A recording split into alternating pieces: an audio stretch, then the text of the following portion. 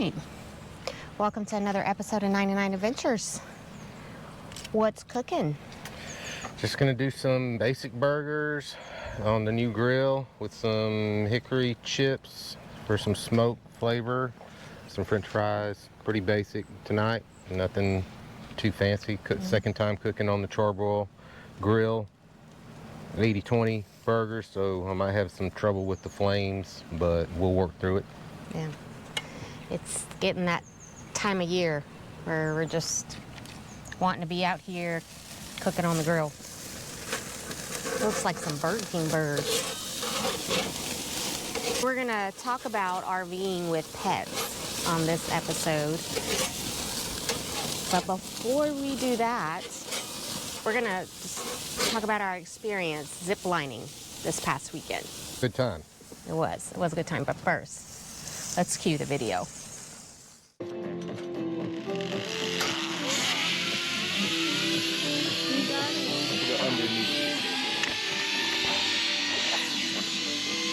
Wunderbar.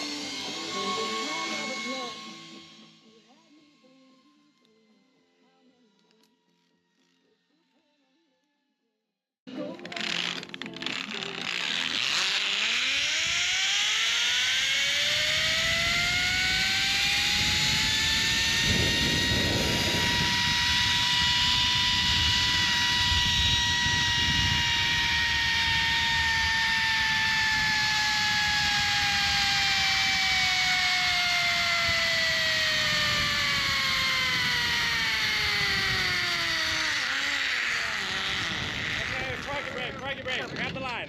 Yep. Turn your back. Shit. Shit. I got it. Alright, now turn around.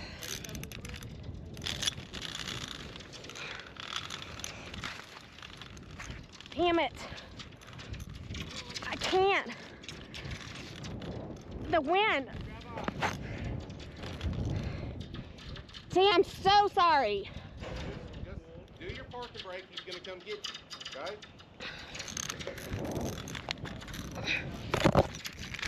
The wind got you. Yes.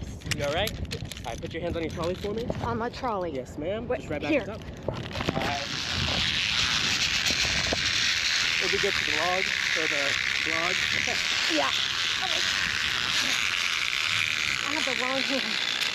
Shit. Shit. God. Dude, There we go. I can't. All right, here's the problem. There. There you go. Alright.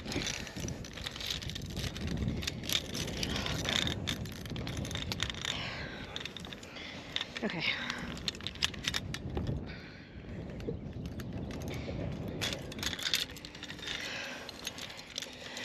Good job. You didn't freak out, kept a calm mind. Well, it wasn't that hard of a fall. Yeah. Way to go, Kimberly. I know. God, gotta be the Killed freaking it, buzz. Kim. God. Buzz It killer. was so good. Alright, so there will be $100 extra charge. Yes, at the end I of the tour.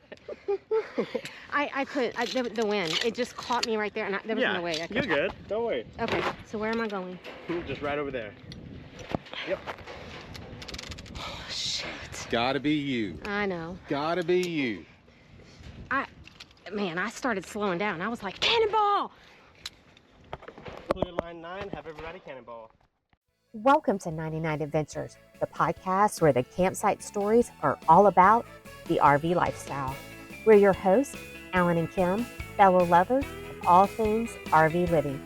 Here on 99 Adventures, we explore the highs and hiccups of life on wheels, whether it's discovering hidden gems off the beaten path or tackling the realities of RV living. But we're not just about the travel, we're about the taste, too. In every episode, we'll cook up something special right from the RV kitchen or campsite. So get hooked up, grab your skillet, and let's hit the road. It's time for 99 Adventures, where the journey and the flavors never stop. So that was my little adventure ziplining, part of my adventure, getting stuck on the zip line. Only Kim. Only Kim. If Yes. it's gonna I know. happen, it's gonna happen to Kim. I don't know. We'll get into that in just a minute. So we went to Helotes ziplining and disc golf place, and it was excellent. This is our second time going to zipline. This time we went with our son Connor, and first one was in Wimberley, Texas, and their course was more of a through the trees type course, and this one was above the treetops. The runs were much longer, the runs were much faster. I think their longest run at Helotes was 1,000 feet. So that's pretty intense, a little over 45 miles an hour on that run. So except for me, because except for her, I didn't make it all the way across the 1,000-foot zip line. Yeah, but it was a great time. They have a great setup out there. If you wanted to have some cocktails or sodas or water beforehand, there's a great seating area there, and then as well as afterwards, they have a lot of different craft beers for sale, a few snacks. I think they allow you to bring food and whatnot in. We did. We brought in some cake for Connor because it was his birthday. We had cake after our ziplining adventure and whatnot. It was a great time. Big shout out to them. Yeah, Rodney, the owner, he hooked us up. And then, of course, Caroline, Matt, and Caden were our guides, our catchers, and our cinder offers. The thing about both ziplining experiences is the individuals who work those zip lines, I feel, are very kind. They're very patient, and they give a lot of grace. Well, they have to. I mean, yeah, they're dealing with people that have never done it for the most part, families, young kids, and some of them don't make it across, and so they got to go out there and get them. They're responsible for their safety, so it's a big deal. They take safety very seriously out there, as well as any ziplining place that you go to. You do a little course prior to going out, so they teach you the ropes on how to do it and maneuver, and then they send you out. And then even with the course and whatnot, you still have people that don't make it. Like this one. Hush. She'll blame it on the wind. It wasn't the wind. It was her.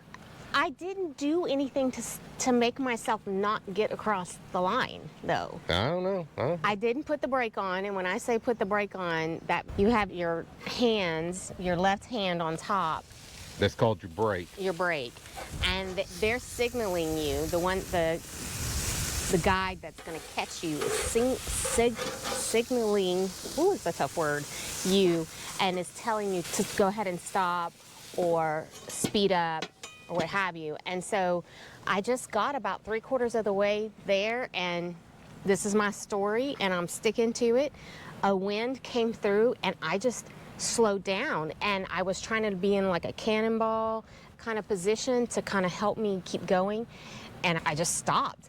And then the thing is, we've been going perfect all day long. It would end up being like an hour-and-a-half long course, and we were on the next to the last run, and this happens, right? And I just, by that point too, I will say my arms were tired, like my forearms and my hands were tired, and when I was trying to grip to try and pull myself towards the platform, I lost my grip and both my hands fell off, and then it sent me back down a little bit further, and all I could think of is, please don't get me to the middle of this line, because I think it would have been more of a...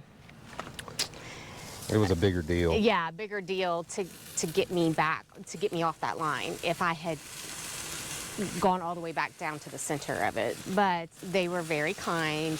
They came and got me. The guy told me, if you saw in the video, he's like, you did good, you didn't panic. And I'm like, nah, I wasn't. We were at the end. It wasn't that far of a drop. I would have broken a leg maybe. But that's it.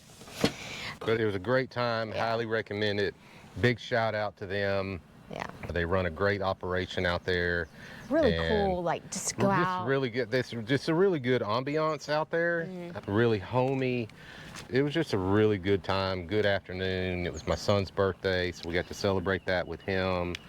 And yeah, it was just a lot of fun. So I would say the differences between our first experience ziplining, and this one was the one in Wimberley. You had to hike to each line, and this one you zipped a line and then turned around. You were at that same platform and you zipped again. So it was a little bit different, that piece of it, but the lines were a lot longer, and I think that's why I was a lot more sore. But yeah, I have some battle scars, bruising on the inside of my leg from the straps when I fell and stuff. But anyway, highly recommend anytime you get an opportunity, if you're out on the road to go ziplining, do it. If you're ever here in the San Antonio area, Helotes ziplining. And they also have disc golf. I don't play disc golf, so. Yeah, I don't either, but a lot of people do, and supposedly they have a really good course out there. Yeah, So, and they'll have tournaments. They and have stuff. tournaments, host tournaments out there. All right, RVing with pets.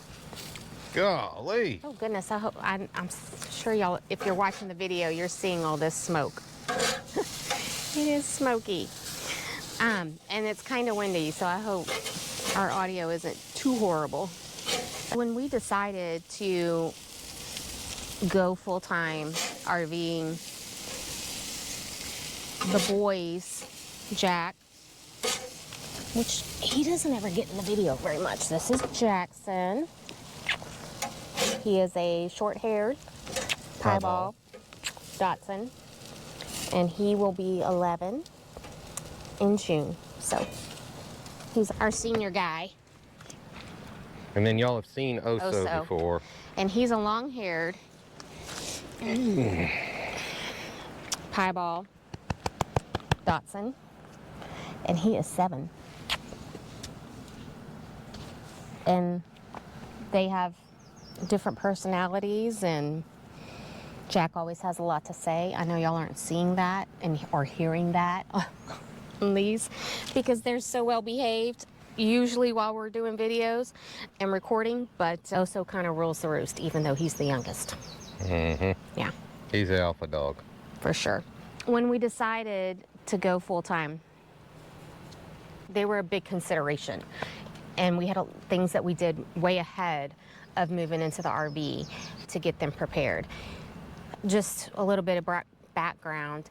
We lived in a home. We were on an 1.5 acres. We had a fenced yard. 2,500 square foot, 4-bedroom, 2.5 bath house on an 1.5 acres, all fenced in the back. So you can imagine the freedom and flexibility that they had. They go outside. They love chasing squirrels. And our backyard looked, if you can see in this on video, Lots of oak trees. yeah, it looked kind of like this, with lots of trees. They loved to squirrel hunt. They had a lot of freedom. And we knew that it was going to be a challenge with them. An adjustment. And a big adjustment. We'll talk about this, but at the end of the day, to be honest with you, I think Jack still has not adjusted. And we're going in June, going to be a year in the RV. And we're 10 months, 9 months in. He's a lot better, but I do not believe that he, and also, I think he could care less. But Jack, I don't believe, and it's just my opinion, I think he liked that freedom of being able to go outside when he wanted to. He had unsupervised. Yes, we had a chair. We had 2 big windows that looked out to the backyard, and he had a chair that he sat in, like a recliner type chair. He would sit on the arm of the chair and look out into the backyard, and that was his spot. So he really doesn't have that, and I really thought that maybe he would, in the RV, sit on the back of the couch, one of the couches or whatever, and look out the window, and he has not gravitated toward that. Oso does, but Jack does not. And he is getting older, and I'm seeing more of that too, just that slowing down and that kind of stuff. But some of the things that we had to do, of course, was to make sure that they were all up to date on their shots and got all their shots done, all their rabies, all of that kind of stuff, as well as we got them microchipped. They had not been microchipped before this. Yeah, it was a big deal. And the vaccination part, I didn't really realize. Of course, the vaccines are important anyway. We're not anti-vaxxers, but I will be transparent in that We didn't didn't keep keep up up. with them. They were super expensive and we just didn't do it. And we paid the price for it. We did. We paid the price. We learned our lesson. Jack ended up getting heartworms. Even though And- we did things to treat our yard, because Yeah. heartworms come from mosquitoes. We treated And, our yards. They were inside a lot. Ended up having to do the heartworm treatment. Yep. I think by the time it's all said and done, it was like $1,800. Whereas if we would have just been on top of it and doing it. But anyways, getting away from my point, I didn't realize how important it was to have them vaccinated when you're going and living in an RV park, because there's so many more animals, other dogs and whatnot. Deer, raccoons. And they like to smell. They like to sniff. If they're in your backyard, it's a controlled environment. You know whose they are sniffing. You might have a possum or a squirrel back there. But in an RV park, they're sniffing all kinds of, just think about the dog park that they go to. How many dogs are using the restroom in there and whatever. It's super important to have them vaccinated because of all the sniffing and where they walk and all that stuff. It's a big deal. So, And Jack actually has gotten sick since we've been in the RV. how many of these should I put cheese on? 2? Yeah, and then we'll just do the rest later. We're putting some provolone cheese on, and we got some brioche sesame buns that we're gonna put on the grill to toast our buns. The other thing we had to do was Oso's teeth, a deep teeth cleaning. He had some issues, and so we had to get all of those things taken care of. And it was It was a process. a process. It was and 6-month-long it process. was not cheap. No. It was not cheap. And regardless of whether we would have stayed on top of their shots or not, it was still a process and it was not cheap. So keep that in mind, right? I mean, Yeah, we purchased the 6-month heartworm and stuff for them.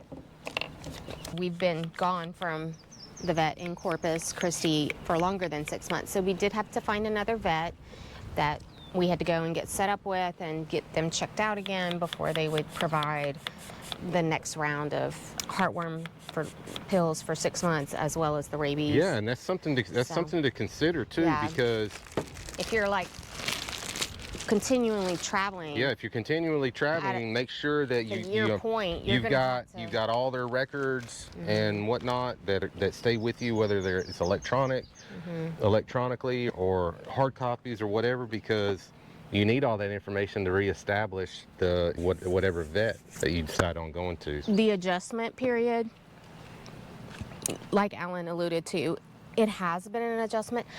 I originally thought that the adjustment would be, for me personally, would be the whole having to put them on a leash, take them out for walks, all that, because we've never had to do that, right? We just, other than when we were out camping on the weekends, that kind of stuff, yes, we would do that. But at home on a regular basis, we would just put them outside in the backyard and they go do their business and stuff.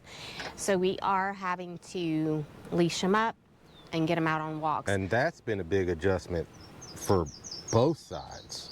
Yes, for them and us. I thought it would be more us, but I think it's been for them too. And like Alan said, I think Jack is the one, he likes to go sniff around and be nosy Rosie. He can't do that anymore. Yeah, sometimes the walks turn into 30 and 45 minutes, Yes. you know? I mean, because you feel like, man, you've taken so much away from them, and, you know, owe them that to let them have a little bit of freedom and to get out of the to get out and rig. roll around in the grass like they're used to doing and whatnot. It's still to this day a big adjustment. I mean, it's not just putting them on a leash. It's what if it's raining? What if it's cold? Yeah. All of those things come into play now that you don't live in a house. Things with a yard that you've got to think about. And it's bedtime. Oh, I need to take him for a walk. How much time do I need? I need 30 minutes. Well, now I'm 30 minutes late to go to bed. or 30 minutes late, or how much time do I need to build in before I have to leave the rig? Or if you're working and leaving to go to work. So You have to back. and you got to commute 30 minutes to work. Well, Now put another 30 minutes on top of that because you need to take the dogs for a walk. That was stuff I was not used It's to, a and lot I'm of, still adjusting to that. Yeah, it's still a lot to think about and plan for with animals in the rig. And we have 2 small dogs. Honestly, I couldn't imagine doing it with, say, 2 Labs or 2 Rottweilers Or German Great Shepherds. Danes or German Shepherds. It's still a 40-foot rig, but it's still only 450 square foot. Yeah. Anyway, square footage is a premium. But moving on, when we do put ourselves on a time limit when we leave the rig together, when we're both away from the rig, and we go and do an outing, or even if we're like going separate ways to do different things, we have to plan our picnic. Yeah, absolutely. I think we've gotten it up to 5 hours. 5 hours. So from the time that we leave this rig to go into town to gallivanting around, we got to set the timer and be cognizant for we need to be back by in 5 hours. And we could probably push it, but at the same time, it's not fair to them. So, and we don't want, it's our opinion that it's not fair. Yeah. Some people wouldn't have a problem leaving them all day, and that's fine. If that's what your dogs are used to, and that's what that you can get away with, and that's perfectly fine. Our point is just being cognizant of them and getting back and making sure that their life is still normal, as normal as it can possibly be. Yeah. And to that point, like when we're moving parks and stuff, we take into consideration, like, what's the spot look like? Do they have a dog park? Is it going to be a nice area for them to go and walk and all that kind of stuff?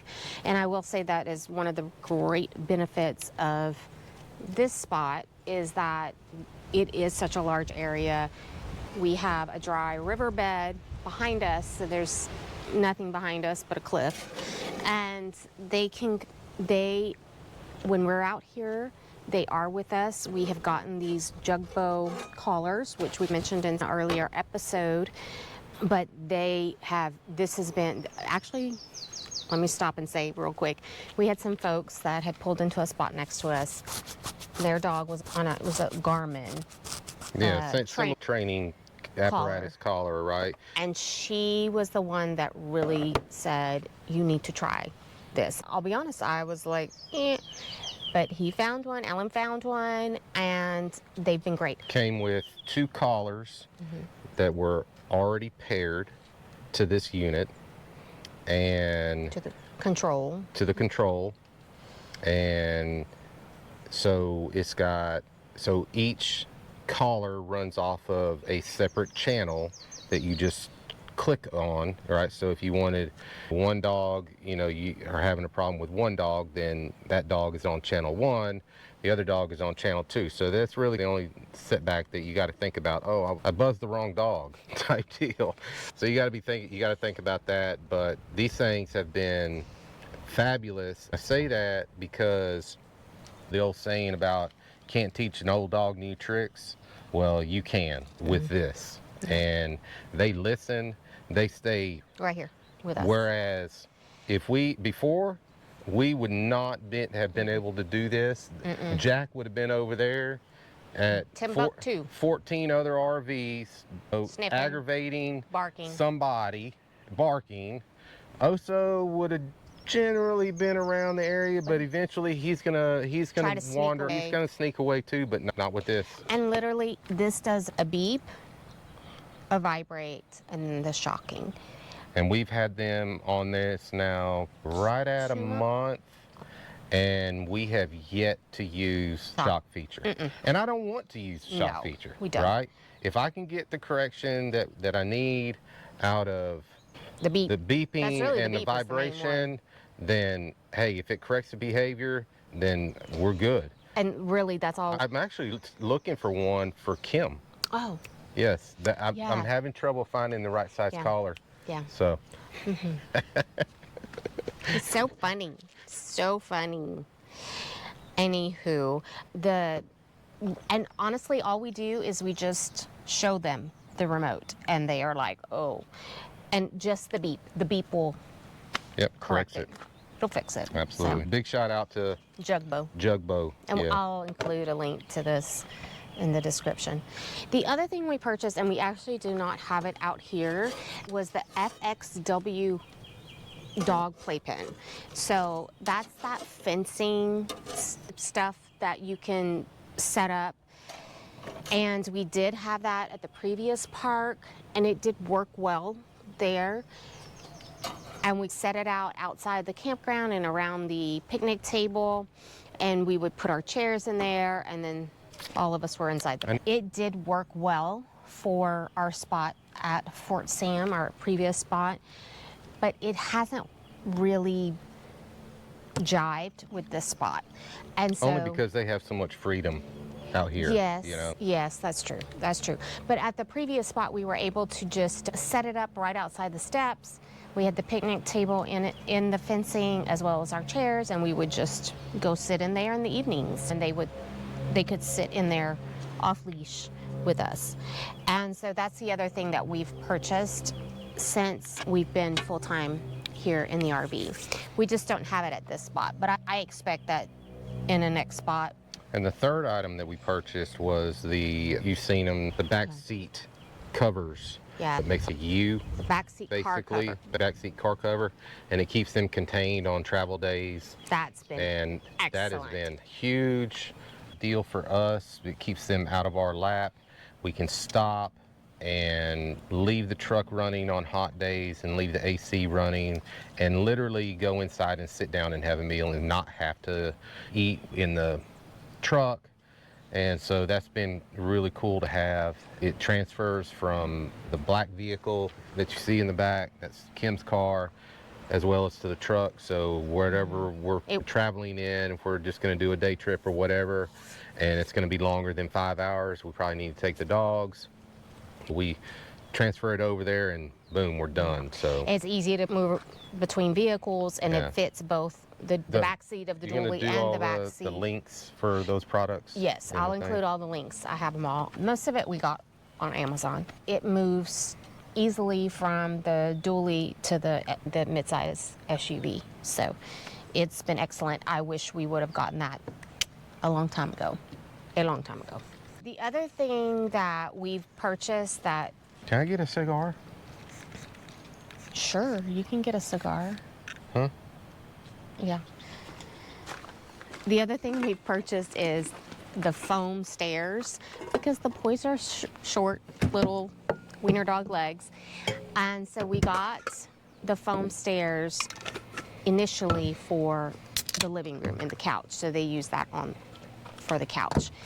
And then realized that they were working well, and realized, oh, this also fits, these foam stairs, between the wall and the bed in the bedroom. So I bought a second set of little stairs. And the boys, it is so nice. I don't have to get up, pick them up, put them in the bed. They just use the stairs, hop up a little bit to get onto the bed, and it's been great. So those are some of the things we've purchased for them since we've been in the RV. Now, one thing I would like to purchase or create is a camp chair made for dogs. Something short with a little ramp that they can walk up on and sit in the camp chair. Can you tell our dogs are spoiled? And then it has a blanket, because wiener dogs, they like to bury under blankets. So I want a camp chair that folds up with a ramp, like the netting ramp, and a blanket built in. If you know of something, let us know. Yeah, comment, let us know if you see something. Or if you want to create something and try to sell it to me, let me know, because I might buy it from you. So we talked about dog shots, we talked about travel days. Our travel days, yeah. We've talked about really the importance of the shots. We're not trying to say that people don't know the importance of them. It's just the things that we've learned and how important Boys. it actually turned out to be. Come here, boys. Come over Here. here. Jack, Come get over here, here. Anyway, what else? That's it. Just getting the medications, getting the heartworm every 6 months, that kind of thing, and getting set up with care. Oh, the other thing I was going to say was, I make it a point to be aware of a vet, emergency room vet nearby.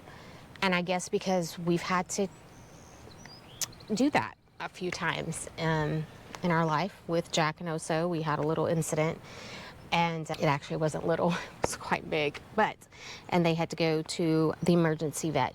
But just being aware of that in case something does happen where you have to quickly find an emergency vet to get them to. So that's my only other tip is, as you're traveling, just one of those things. Keep that in consideration. I think the other thing, and a lot of people already know this, but being aware of the different rules for different parks that you go to with pets. I've seen rules where, you know, some parks don't allow certain breeds, just like some apartments don't. Well, that's the same thing with some RV parks. And then on top of that, different parks have different rules about pets being left unattended. And when unattended, I've seen a rule where you literally couldn't leave your animals in the RV unattended to go do anything. And so if you got a barker, You do. which we do, but he doesn't do that anymore. Try to be cognizant of your neighbors and their privacy, and that most of the times the RV parks aren't going to say anything until they need to say something, right? So that rule generally is there just as a placeholder for them to be able to say something to you in the event that you left to go to Six Flags for 10 hours and your dog barked for 10 hours and now your neighbors are hot under the collar. In those cases, definitely the RV park is going to say something to you. Again, it's just stuff to be aware of and be cognizant of the rules of the park that you're going to, their pet policies. Which we do look at every time. Every single time, right? Every time. Because some of them will even make you produce the shot records. Yeah, you have right? to have your And so rabies. that's a big deal. Some people just don't carry that stuff around with them. And we've learned that we have to, and we do. We carry electronic copies. We've also got hard copies, but it's just as easy on an app. And yeah, that's how we get our stuff. All right. Well, our burgers are all cooked. We're ready for some burgers. I am. Yeah. I didn't really eat lunch, so. Go watch the Astros win, maybe, hopefully. So. All right. Well, just like that, another journey comes to a close on 99 Adventures. So raise a glass. Here's to RV life, tasty meals, and adventures still waiting for us. Peace. Enjoy your next adventure, and bon appetit.